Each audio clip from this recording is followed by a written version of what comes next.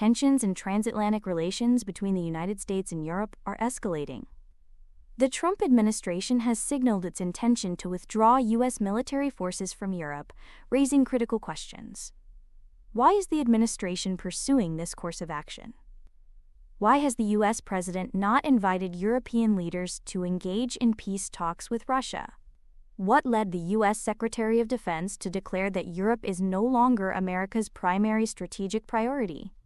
Additionally, why did the U.S. Vice President publicly express support for Germany's Alternative for Germany, AfD, just days before the German federal elections?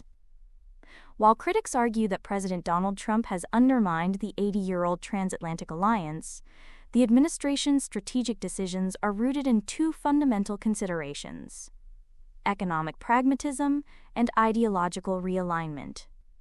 The Trump administration's approach to policymaking prioritizes cost-benefit analysis. The president seeks to avoid allocating resources to initiatives that do not provide direct economic or strategic benefits to the United States. The U.S. military presence in Europe, which entails significant financial commitments, has been viewed as an unsustainable expenditure. The administration also aims to restore a conservative national identity, perceiving that progressive policies have eroded traditional values.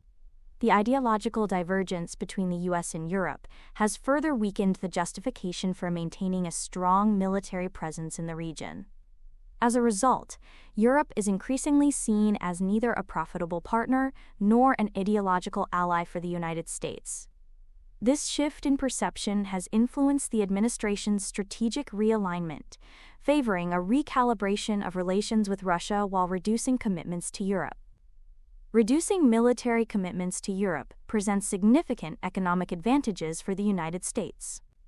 The Biden administration allocated $916 billion toward European defense, accounting for 68% of NATO's total military spending. Additionally, the deployment of 100,000 U.S. troops in Europe incurs an annual operational cost of approximately $40 billion. Germany, home to the U.S. European Command (EUCOM) headquarters in Stuttgart, has been one of the largest beneficiaries of American military investments. In 2023 alone, the U.S. contributed $1.7 billion to the German economy and supported 27,000 jobs in the region. Across the broader European Union, the financial impact is even greater.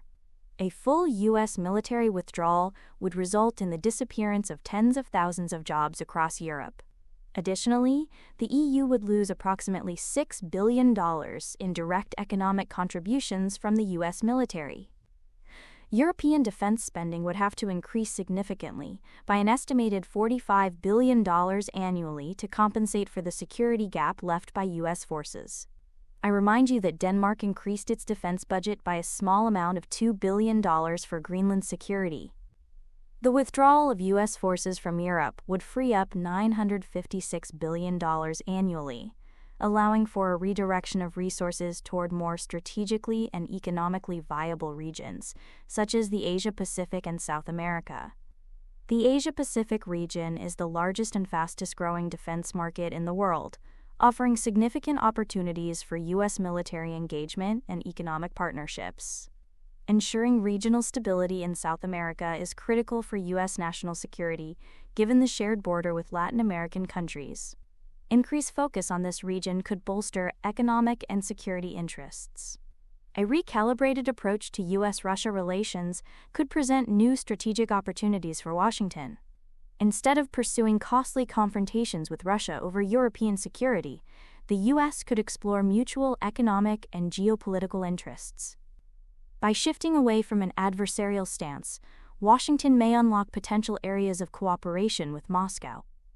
From a cost-benefit perspective, Europe has increasingly become a financial burden on the United States, while a more pragmatic relationship with Russia could offer economic and security advantages. The Trump administration's policy direction suggests that prioritizing economic self-interest over outdated alliances may ultimately strengthen America's global standing.